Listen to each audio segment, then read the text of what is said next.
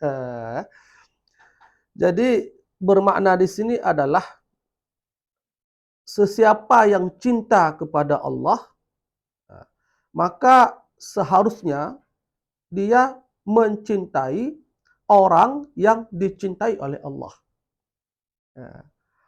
Orang yang mengaku cinta kepada Allah itu pasti mencintai orang yang dicintai oleh Allah Subhanahu wa taala. Siapa orang yang dicintai oleh Allah Subhanahu wa taala? Tentu orang yang dekat dengan Allah Subhanahu wa taala.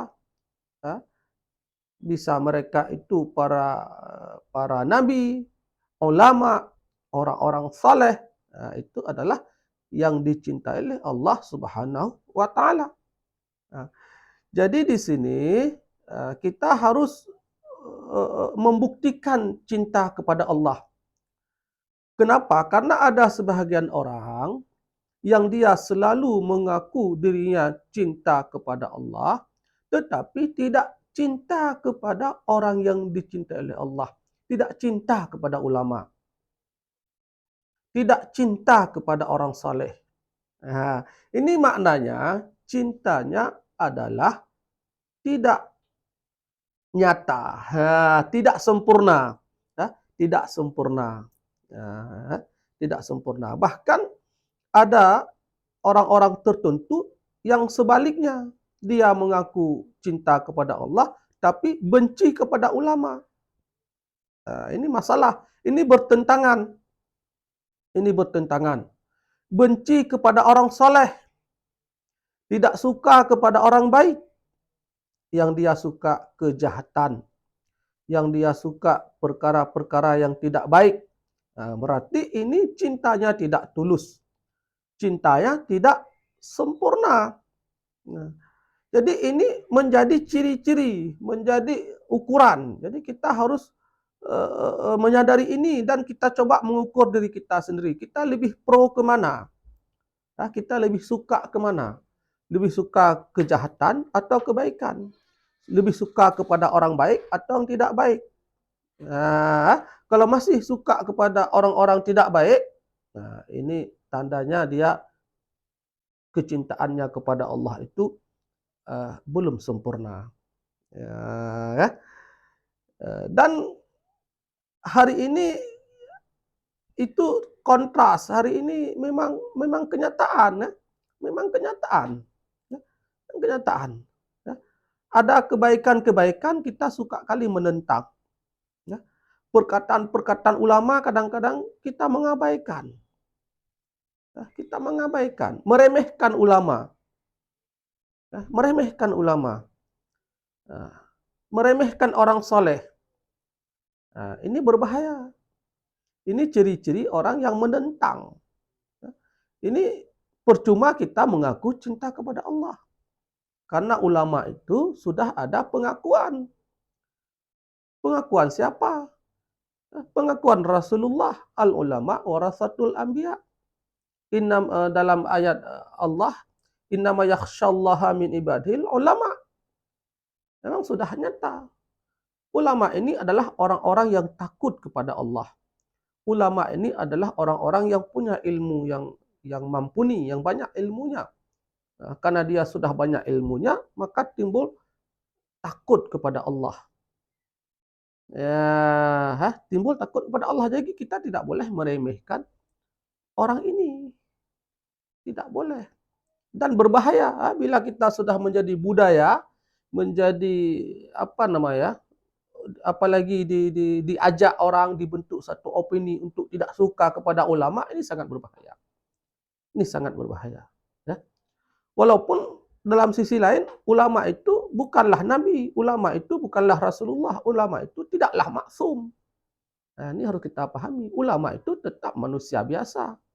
Artinya dia ada kemungkinan berbuat salah, ada kemungkinan lupa, ada kemungkinan melakukan hal-hal yang dilanggar karena dia masih manusia, masih punya sifat yang sama dengan manusia yang lain, kesukaan yang sama dengan manusia yang lain. sifat manusiawinya itu masih ada. Jadi jangan pula kita ada ulama ataupun orang soleh, orang baik melakukan satu kesalahan, lalu kita menjadi kita tidak patuh lagi kepada mereka. Ini tidak bisa. Kita juga harus maklum bahwa mereka juga bukan malaikat. Kita menghormati mereka, kita mengikuti mereka, cinta kepada mereka, tapi kita jangan memposisikan mereka sebagai orang suci seperti malaikat. Karena nanti kalau memposisikan seperti malaikat, kita nggak bisa menerima kesalahan mereka.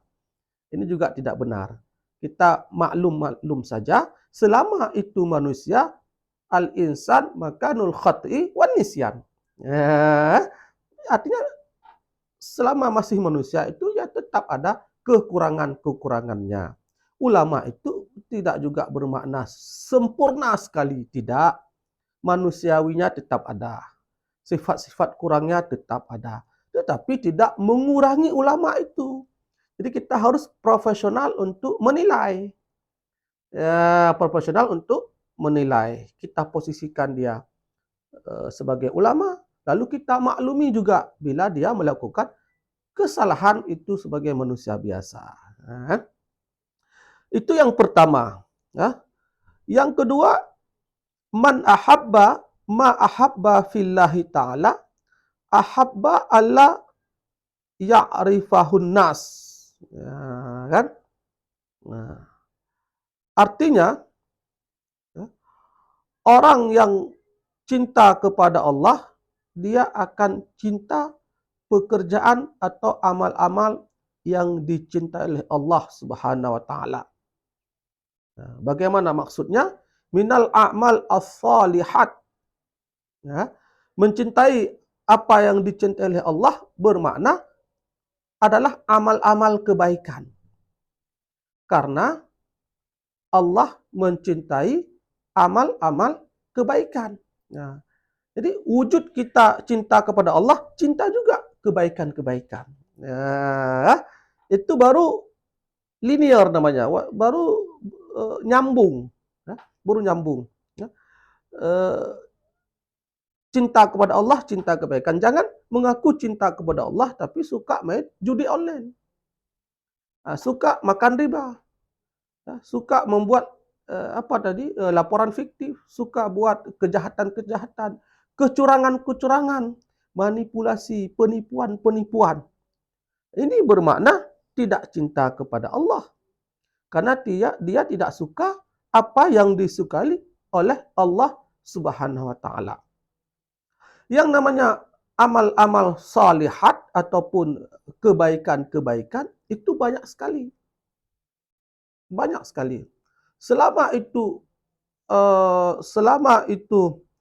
mendatangkan kemaslahatan, maka itu namanya kebaikan. Selama itu mendatangkan tidak baik, itu namanya kejahatan. Jadi rumusnya itu sangat luas. Tidak bermakna kebaikan itu hanya ibadah mahdhah. Salat, rutinitas, puasa, zakat, itu memang sudah pasti benar perbuatan yang baik atau al-a'mal as-salihat. Tetapi kegiatan-kegiatan sosial, membantu orang lain, membantu fakir miskin, menyelesaikan pekerjaan yang mendatangkan kebaikan kepada orang lain, menolong orang lain, itu adalah kebaikan-kebaikan. Jadi ada istilahnya ibadah sosial. Selain ada ibadah mahdhah dengan Allah SWT, ada istilahnya ibadah sosial kita. Bahkan ibadah-ibadah sosial ini juga punya nilai yang sangat tinggi. Punya nilai yang sangat tinggi di hadapan Allah Subhanahu wa taala, membantu orang lain. Kita tidak boleh hanya sibuk salat misalnya, umrah, haji, lalu di sekeliling kita tidak peduli. Ini tidak benar. Tidak benar, itu namanya ingin masuk surga sendiri. Tidak benar. Karena konsep yang diajarkan oleh Rasulullah sallallahu alaihi wasallam itu tidak mendidik kita untuk masuk surga sendiri. Maknanya Tidak hanya kebaikan itu hanya menjaga diri sendiri saja. Tidak demikian. Kita juga ada usaha, upaya untuk mengajak orang lain, ya, peduli kepada orang lain, membantu orang lain. Nah, ini adalah contoh-contoh yang diajarkan oleh Rasulullah. Jadi Islam ini bukanlah agama yang individualistis. Tidak. Kita ini agama yang saling membantu. Wa ta'awanu 'alal birri wat taqwa. Agama yang saling peduli. Yang saling peduli. Ya. Karena al-mu'minu lil mu'mini kal bunyan yashuddu ba'dhum ba'da. Ya. Orang mukmin terhadap orang mukmin lainnya itu kal bunyan. Seperti satu bangunan bunyan. Yashuddu ba'dhum ba'da. Ya, dia akan saling menguatkan satu sama lain. Ya, akan menguatkan satu sama lain. Ya. Dan antara seorang muslim dengan muslim lainnya itu tidak boleh menyakiti, tidak boleh menipu, tidak boleh mengganggu. Al-muslim man salimal muslimuna min lisanhi wa yadih. Ya. Orang muslim terhadap muslim lainnya itu adalah yang selamat orang lain daripada lisannya, daripada tangannya. Artinya tidak boleh menyakiti muslim lainnya. Tidak boleh menyakiti muslim lainnya. Bahkan bukan hanya muslim lainnya. Dengan non-muslim pun dalam kondisi damai, dalam kondisi bernegara ini kita tidak boleh saling mengganggu. Ini namanya kerukunan umat antar umat beragama. Kita harus harmonis, harus saling menghargai, harus harmonis dan saling menghargai, harus toleransi. Dan ini juga telah dicontohkan oleh Rasulullah Sallallahu Alaihi Wasallam. Rasulullah juga berdampingan hidup dengan orang yang non-muslim dulu di mana? Di Madinah. Di Madinah itu dulunya tidak semuanya orang Islam. Ya, tidak semuanya orang Islam. Dan Rasulullah bermuamalah juga dengan orang-orang yang tidak Islam. Jadi Islam ini adalah benar-benar agama rahmatan lil alamin. Kehadiran kita orang Islam ini adalah menjadi rahmat. Bukan hanya kepada orang muslim. Lil alamin. Seluruh alam. Dengan kehadiran kita sesama muslim menjadi aman. Dengan yang tidak muslim juga menjadi aman. Bahkan dengan makhluk yang bukan manusia juga harus aman. Tidak boleh juga membunuh binatang sembarangan. Kalau membunuh binatang yang boleh dimakan misalnya dengan cara disembelih. Sembelihnya pun ada aturan-aturannya. Tidak boleh asal-asalan. Ada syaratnya dengan pisau yang tajam. Kan? Dengan sekali potong. Kan? Itu ada aturan-aturan. Jangankan menjaga kebaikan manusia, binatang pun dalam Islam itu dijaga. Ya, tidak boleh menyakiti binatang, tidak boleh. Tidak ada konsep Islam boleh menyakiti binatang. Binatang tidak boleh, apalagi manusia. Ya, jadi Islam yang benar itu adalah Islam yang bisa membawa rahmat kepada alam. Itu namanya rahmatan lil alamin. Jadi tidak benar konsep Islam itu radikal, tidak ada itu. Tidak ada itu. Islam itu sejatinya adalah membawa kedamaian, membawa ketenangan. Ya. Walaupun terkadang ya kita kadang-kadang misalnya di Palestina hari ini tersakiti orang Islam. Ya. Kita itu ya tidak dibenarkan. Seharusnya mereka orang-orang Zionis itu tidak boleh. Mereka berperang dengan Hamas, tetapi kenapa yang terbunuh masyarakat sipil dan anak-anak, orang tua, orang sakit, rumah sakit dihancurkan? Ini sudah tidak benar. Ini sudah tidak benar. Karena Berperang pun dia itu ada targetnya.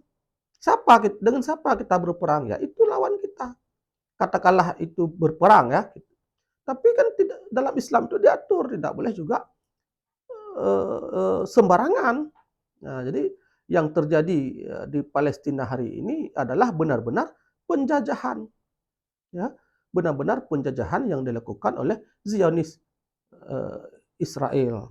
Ya, kita berdoa tidak boleh melupakan orang-orang Palestina, ya, karena itu juga wujud cinta kita kepada Allah. Mana bukti cinta kita kepada Allah? Mencintai juga orang-orang lain selain kita sendiri, mencintai Muslim lainnya. Jadi sekarang Muslim di Palestina itu sangat terdalimi, bahkan banyak yang sudah meninggal gara-gara tidak cukup makanan, meninggal bayi-bayi.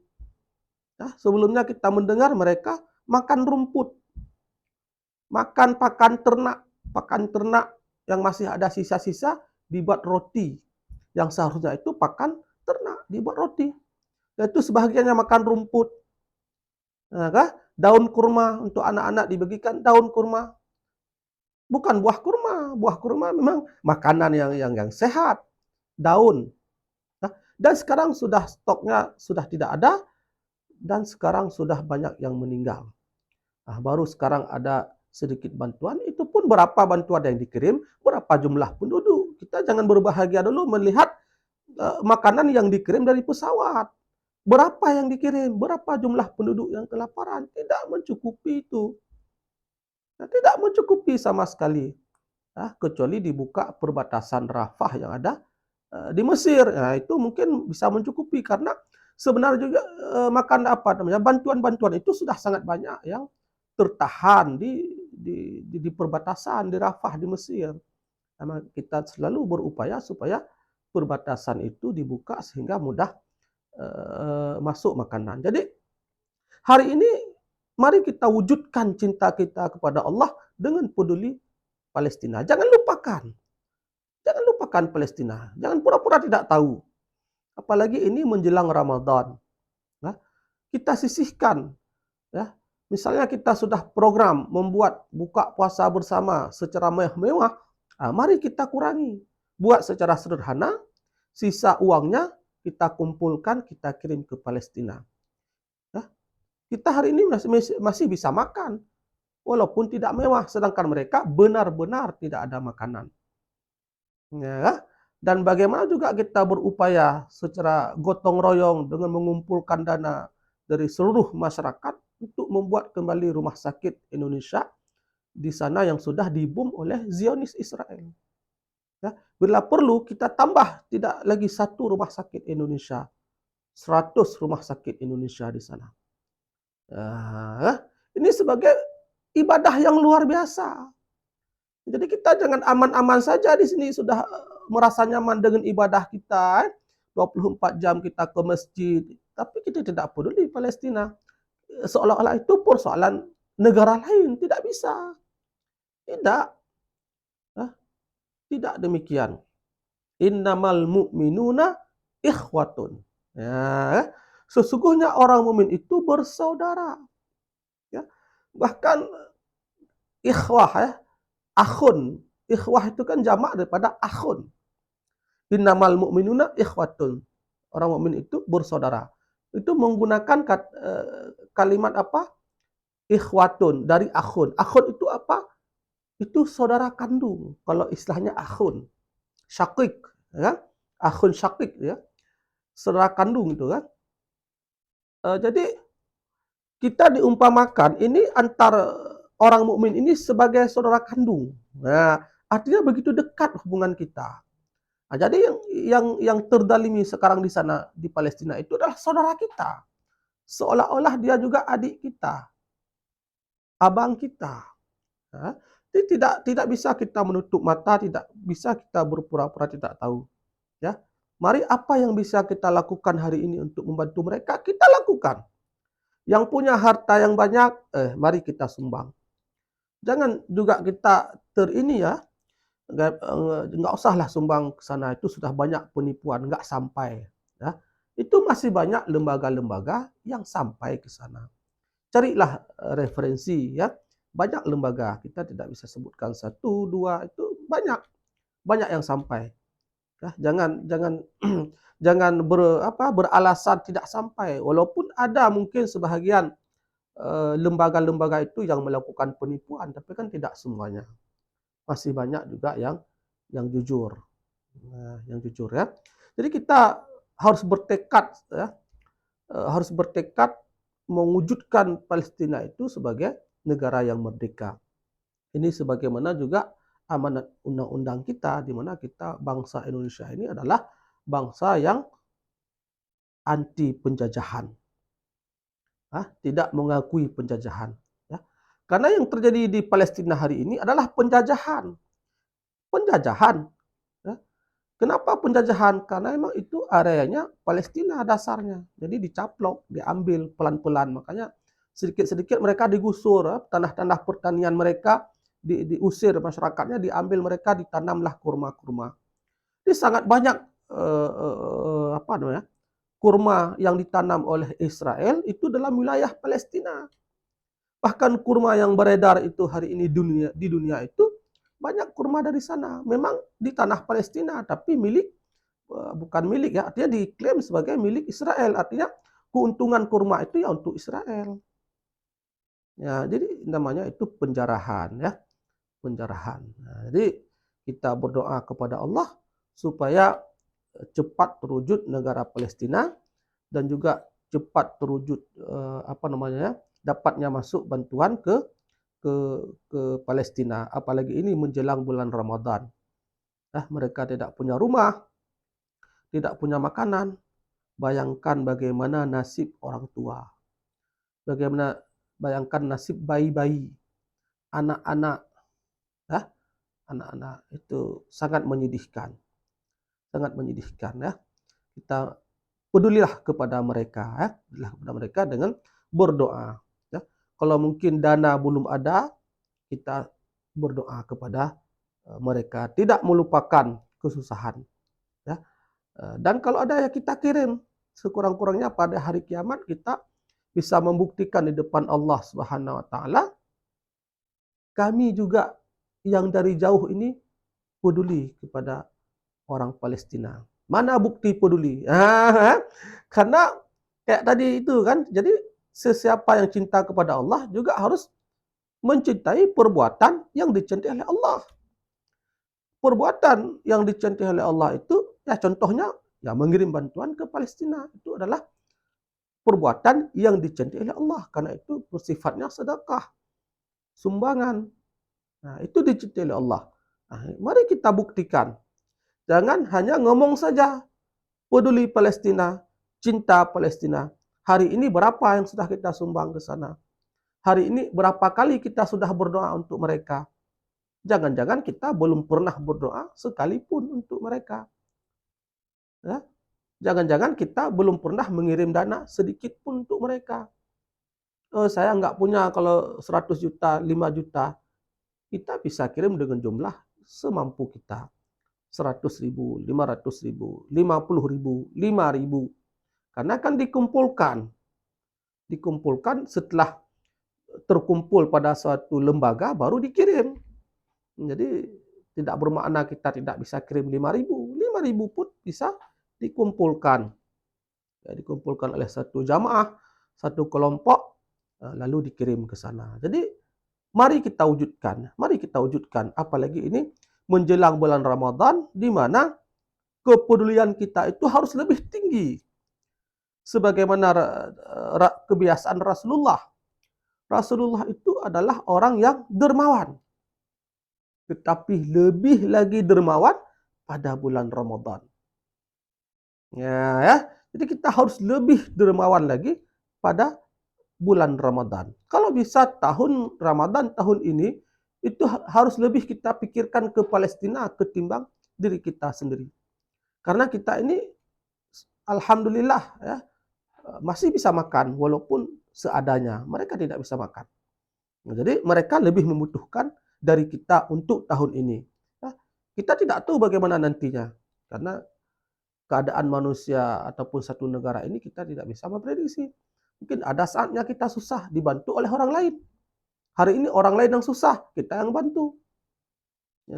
Itu namanya kita saling tolong-menolong. Kalau kita tidak mau membantu orang lain, bagaimana orang lain membantu kita? Ya, pada hadis disebutkan, innallaha fi aunil innallaha fi aunil innallaha fi aunil abdi, maka al abdu fi auni akhih. Allah itu selalu dalam menolong hambanya selama hamba itu menolong saudaranya yang lain. Ya. Jadi kalau mau kita ditolong oleh Allah, maka kita perbanyaklah menolong saudara kita. Perbanyaklah kita saling membantu. Ya. Itu akan dibantu oleh Allah. Ya. Mempermudah urusan orang lain, Allah permudah urusan kita. Mempersulit, ya, menyusahkan orang lain, maka Allah juga tidak memberi kemudahan kepada kita. Semua yang kita lakukan ini adalah ada balasannya, tidak ada yang percuma, tidak ada yang sia-sia. Kebaikan dibalas dengan kebaikan, kejahatan akan terbalas dengan kejahatan. Ya, semuanya.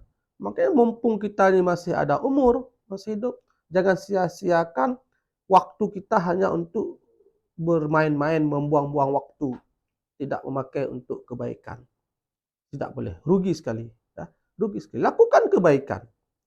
Apapun yang kita bisa. Sekurang-kurangnya berzikir, kalau memang kita sudah tidak sanggup kemana-mana, ya perbanyak zikir kepada Allah, perbanyak istighfar, perbanyak baca Al-Quran, perbanyak selawat. Apakah tidak mampu? Pasti mampu. Tidak mampu lagi dengan mulut, tidak lagi bisa buka mulut, dengan hati. Karena Allah juga bisa mengetahui hati kita. Kita tidak bisa mengetahui hati orang lain, tapi Allah tahu. Kan? Kalau tidak lagi mampu berzikir dengan lisan, berzikirlah dengan hati. Ya. Jadi tidak kita lewatkan dengan sia-sia. Nah, berikutnya bentuk bila kita sudah mencintai Allah dengan mencintai orang yang dicintai oleh Allah, dan itu sudah mencintai perbuatan yang dicintai oleh Allah, maka berikutnya itu akan timbul, ya, akan timbul suatu sikap, di mana ada keinginan amal-amal kita ini tidak diketahui oleh orang lain, atau pada tahap menyembunyikan amal. Jadi kalau cinta kepada Allah, beramallah karena Allah. Beramallah karena Allah, untuk Allah. Kalau demikian, itu tidak semua amal itu harus diketahui oleh orang lain. Ya, tidak semua. Ya, tapi kalau yang konsepnya mengajar, berdakwah, ya harus diketahui. Ya, namanya juga berdakwah, namanya juga mengajar. Ya, harus diketahui oleh sebanyak-banyaknya orang. Nah, tetapi misalnya amalan-amalan khusus, ya, kita ada sedekah, sebaiknya sembunyikan. Sembunyikan, tidak diketahui. Kenapa? Biar itu menjadi murni karena Allah, bukan karena ingin dipuji oleh manusia. Nah, itu contohnya. Kita ada di malam, ada salat tahajud. Ya, alhamdulillah. Nggak usah dipamer-pamer. Nggak usah dipamer-pamer. Itu takut kita menjadi riya. Kita ada melakukan kebaikan, kita sembunyikan kalau memang tidak perlu diungkapkan. Berbeda dengan pertanggungjawaban yang memang harus dibuat pertanggungjawaban, itu ya diungkapkan. LPJ, laporan pertanggungjawaban, ya harus diungkapkan. Jadi selama bisa disembunyikan, sembunyikan. Biar itu benar-benar kita beribadah karena Allah. Tidak riya. Tidak karena selain Allah. Hanya murni karena Allah. Bukan karena orang lain. Bukan karena pujian. Bukan karena apa. Itu baru namanya kita dekat dengan Allah. Baru namanya kita cinta kepada Allah. Harus tulus kepada Allah. Tidak boleh syirik. Makanya riya itu istilahnya kan syirik khafi. Bukan syirik itu ya, syirik khafi, syirik kecil, syirik tersembunyi. Itu istilahnya kan. Tidak boleh. Kita menjaga diri kita tidak terjadi syirik khafi, yaitu riya. Ya. Hari ini yang dapat kita sampaikan. Mohon maaf atas